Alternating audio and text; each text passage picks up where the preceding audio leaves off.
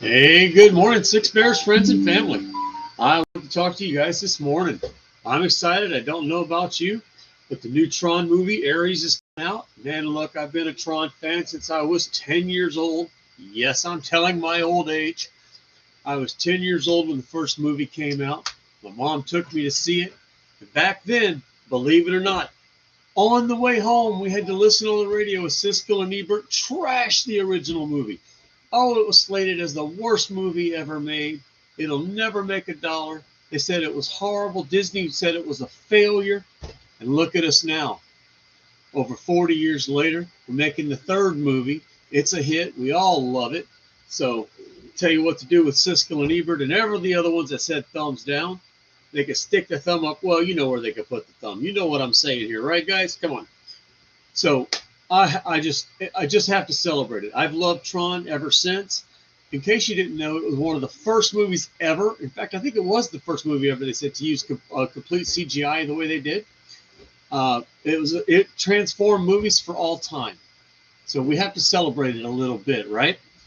So in honor of that, as you can see behind me, on the 40th anniversary of the original movie, I had created the original Tron discs. I went through, I shouldn't say I downloaded, I went through the movie, found the patterns, because on the movie, the rings on the identity discs were all different according to who you were and what you knew. So I have all the patterns for all the characters. This is Tron's actual disc. As you can see, it's life size, wearable on the back. So I had to have it. I had to make them. I made Tron, I made Sark, I made Ram, I did them all, you know. This is just the Tron. I only have so much room on the desk. It's a little messy. But this is the 1982 Tron. Well, in honor of that, I also had to make Tron Legacy, right? I mean, come on, guys. We have to have legacy here. Had to have Clue. Again, life size, wearable on the back. Now, I make light up versions of these as well. The light up versions are a little heavier, a little more complicated. So I've sold those, in my sales, and these are the prototypes, the first ones I ever made. So those I keep as a kind of a memorabilia for myself, you know. But as you can see, life size, lots of fun. They're good. Now I make them with the blade out and the blade in. I also make one where the blade is on a pivot, so when you swing it, the blade pops out. Pretty fun, right? Okay, the imagination runs wild with Tron. So we have to love it. I mean, who doesn't imagine the grid? Most of us are gamers here, right? So we can imagine that moment of hitting the grid, the cycles, you know. Oh, man. The fear of the derezzing. Oh, gotta love it. Well, in honor of the new movie, I've started making the new disc. This is the new shell. Of course, now this one's a little more complicated. The shell is more complex. It has multiple layers. So this one, as you can see here, is being lit up. Yes, there's the early electronics for it. It's going to be lit up very bright. Here is one of the test strips for the LEDs. Red LED strip will be inside of here. This is hollow. I printed it hollow. So it'll be ultra bright and light up. But now what I did this time is I'm making things in carbon fiber these days. So this is a carbon fiber. Look at that finish. This is no post-production whatsoever. No sanding, no cleaning. You're not sitting in here for hours getting rid of layer lines. Let me see if I can get that in a little closer for you guys. The trick to this is vertical printing, not flat. We're all going to want to print it flat. You're going to get hours of those print lines in here. Print this baby standing up like this. Okay? If you print it standing up, this is no layer lines. Don't matter if you use PLA. This one is my throwaway. It's got a line on it, but this one's my trash, but that's okay. You can still see it. It was a decent print. Now, here's the way to do this, and this is what I think is important, okay? When you do this, let me share a screen with you. It's all in how you do it. You split it with your slicer like we've talked about before on here. Slicer's your buddy. Check this out. This right here, split it carefully. Watch where you do it. Down here on where it touches the base. if you have a warped bed, as some people can do if they've printed a lot, this will end up not straight. If that's the case, put it on a raft or something so that you can clean it off and get a perfectly straight bed connection, I mean, right here where the bed prints. Or flip it over, but be aware, the top is very thin. It makes it very hard to print. There's a high failure rate, but be careful. This is just a standard 220 millimeter bed. Makes it easy to print. Comes together well. You get that nice big Tron disc. And so you don't have to worry. Now, another one, the inside light is very big. You know, it's just as big as the whole thing is, really. So when you do it, you know, as I say, be careful. Watch your split, and you will do great. That's what's important. Watch the split. Now, when you do it, your supports should be organic, not grid. This is organics.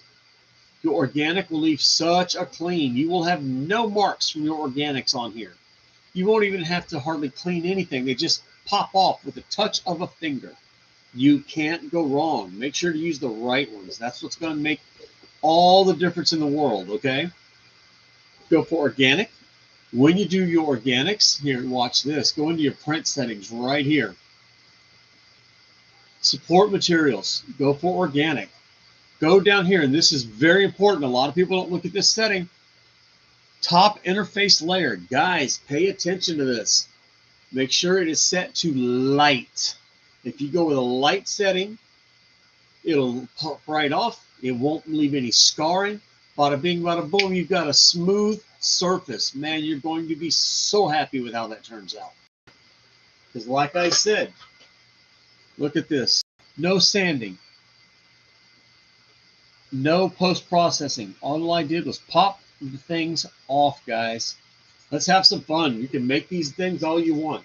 Now, if you don't have any experience soldering, okay, print it in red. Looks just as good. Watch this. Still a nice effect. Okay? You don't have to make a light up disc. You can make a non-light up disc with the same blueprint and enjoy it just as much. These are a good for instance. Okay? Try it. You're going to have a blast, and it's a great thing to put on your shelf. Good conversation piece. It's a good, hey guys, look what I made kind of piece, you know. And you can do it in standard PLA. You don't have to do anything fancy. I'm only using carbon fiber because I've got tons of it. And I like the matte finish that it comes in. I like the finish. That's all. Okay? Nothing fancy, nothing complicated. You don't need PLA Plus. You don't need PLA Pro. You don't need PET G. You can do it simple. Simple, simple, simple, so simple. If you would like the blueprints to any of these Tron discs, message me. They are free. I will give them to you. Okay? As it's a bonus for what I call Tron Week, I will give you the blueprints for free to make your own discs and enjoy them, guys. Oh man, they're just fun to have, you know. People walk in and they go, "Is that a?" And you go, "That's right, that is. There's a life-size disc. Check it out." You get to hand it to them. You know, it's just a little bit of fun. But one thing to be aware of: large flat surfaces can be difficult. Okay. So, for instance, when you make this disc, it is actually two pieces. I know that's strange, right? You will make the bottom of the disc upside down and flat without the rings. No supports. You will print it. Then you will print a layer with the rings attached. No supports. Glue the two together, bada bing. Look at that. You can't even tell that's two pieces. And you get a beautiful piece. Nice, nice, okay? So, if you would like some free blueprints, hit me up. Let's make some Tron stuff. Now, let me share some other Tron stuff with you. I do love the movie. I love the Tron. Tron has been a tradition with me for a long time. My kids love it too. So, in the interest of Tron, I do make things like recognizers. Okay, I make these in two-sided where they're blue and red. so you can switch them around, you know, from Flynn to regular. Now, in the movie, in the original movie, there's always been a debate. The tanks at some points look black, and at some points they actually look blue with the CGI. So I decided to make the blue tanks and the black tanks. Couldn't resist, right? I mean, come on. Now, I make these with opening turrets and rolling wheels, but these were the two prototypes that I made a couple of years ago. Got to keep them on hand. They're lots of fun. I have a Tron arcade machine, so I have a beautiful Tron display above it with all of these items. Well, let me ask you a question. Who remembers Bit from the original movie? The little thing that floated next to his head, and he goes, yes, yes, yes, yes, yes. No, no, no, no, no, no. We all loved him, but you know, they never made a toy of that. They never made a toy of the tank either. So I decided I needed Bit. Life size. Look, this is no, no, no, no, no, no. And then you've got his yes mode. And this is Bit idle. I make these as a set, and they come on a stand, so they can sit on your shelf. They're lots of fun. A lot of people ask for them because they're really cute, you know. I just couldn't resist. I got a kick out of Bit. I don't know why I like him so much, though. He's just awesome, I guess.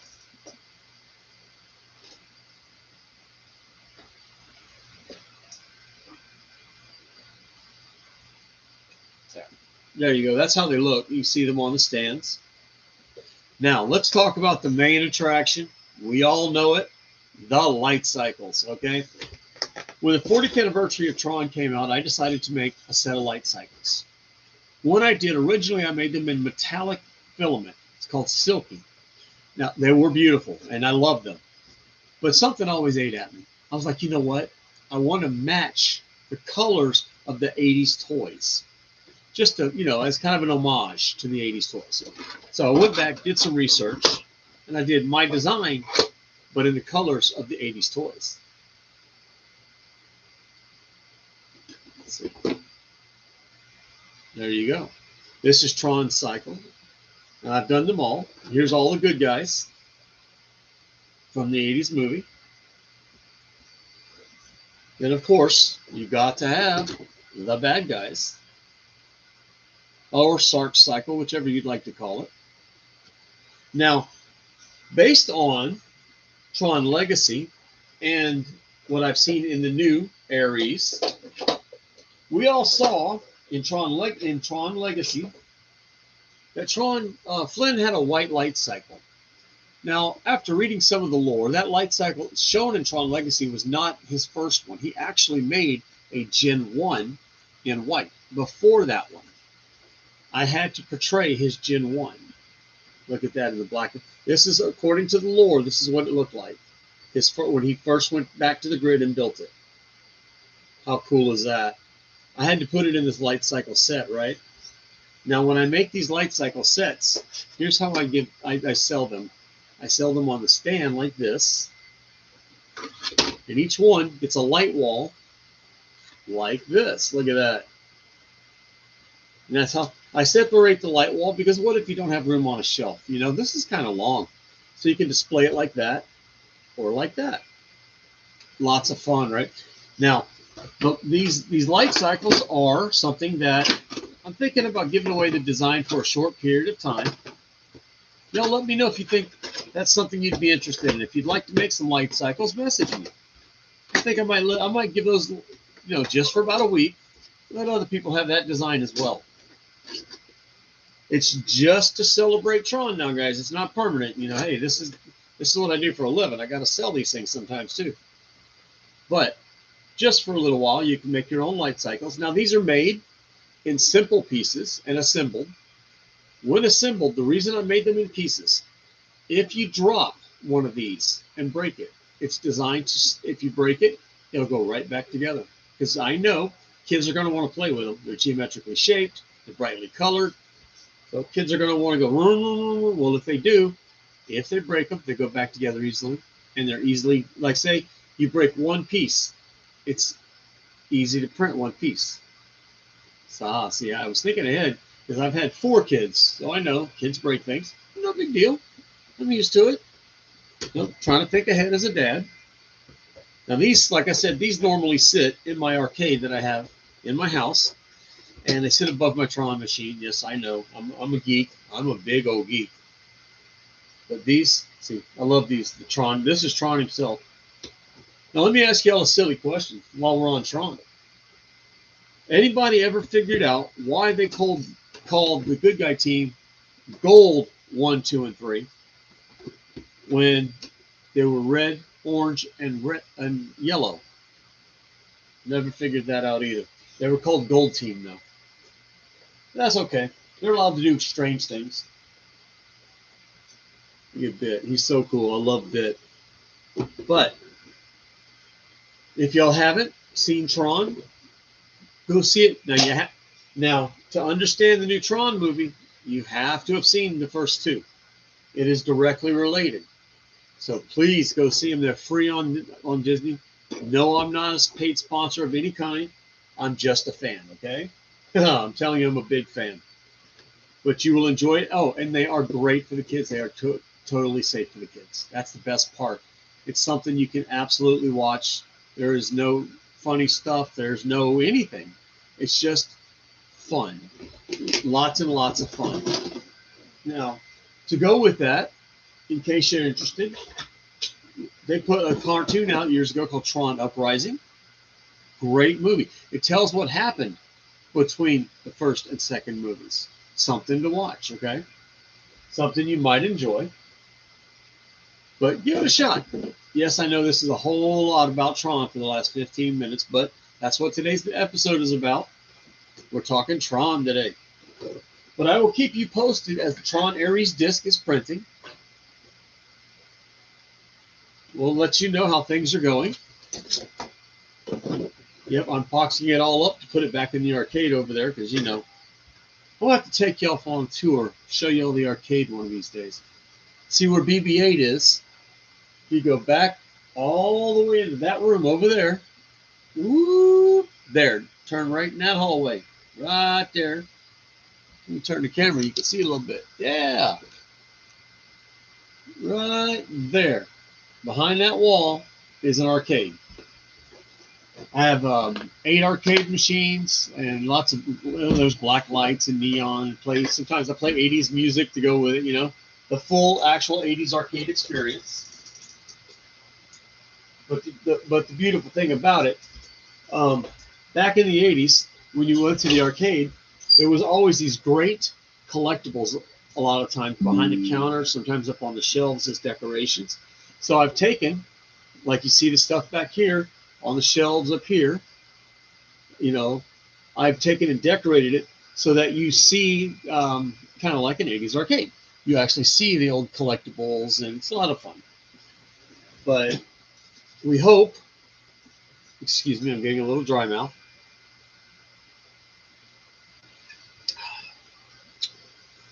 Well, the dry mouth is kind of the price I pay for being a cancer patient. But it's all good, I promise.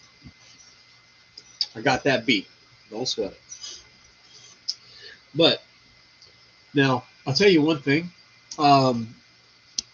that I'm going to try.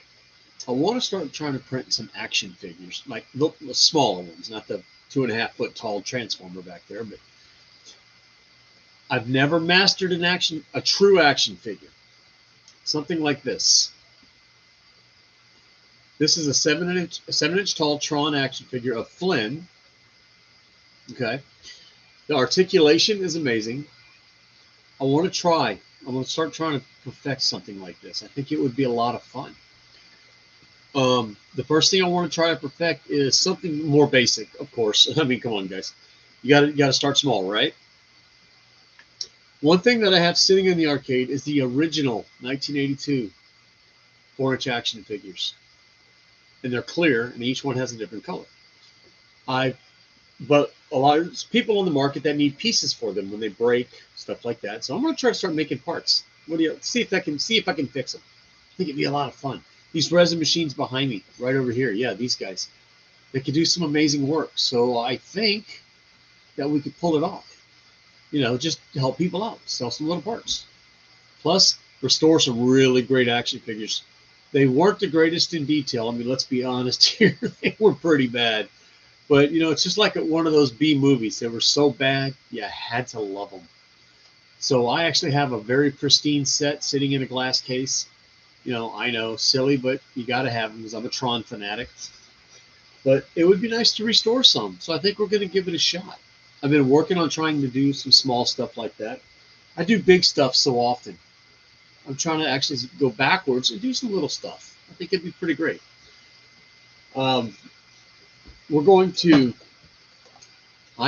keep digging into a lot of movie stuff. We're going backwards a little bit. A while back, I started a RoboCop. Okay. Now, how many of you, I don't know what generation you are, how many of you remember the original RoboCop? Not the one that was just out, but the 80s RoboCop. Yeah. That one was still my favorite. So I've got a life-size RoboCop armor set designed up, ready to go.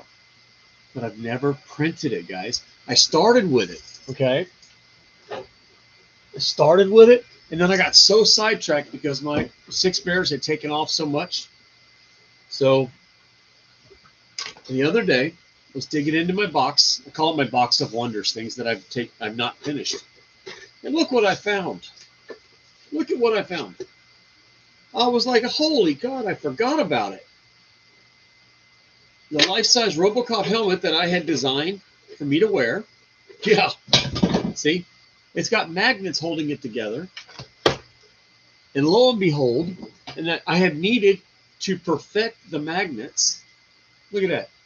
Look at this. And I had not finished this, and I need to. And I can't believe I forgot this. Of all the work I put into it, and I forgot it. I'm like, how do you forget an entire set of armor, right? I mean, this is what happens when you get too much 3D printing going and not enough time to play with all the junk you've made. See, if you look inside, I put magnets in the sides. 5mm magnets. Well, what happened is, when I put the magnets here on the sides, these came off because when I had to put this piece on, I knocked them off. And I need to reposition the magnets. That's why I had put it off to the side. It's like, oh, well, I'll deal with it later. You know how that goes. Well, I never dealt with it later. I got busy. And so my piece never got done, see?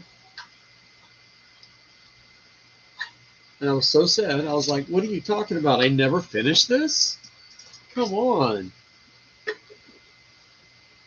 You know, so it all goes together and it all fits perfectly, but I got to put the magnets back on it and fix how they go. So this is a project we're going to get back to like right away. We have to get the helmet back together properly, finish the visor inside. Okay. I can't decide if we're going to go straight with it or maybe even scuff it a little. I don't know yet. I'm going to do a little blue action with it. Blue the steel, as they say. But it'll be a functioning, not functioning, but a wearable RoboCop helmet.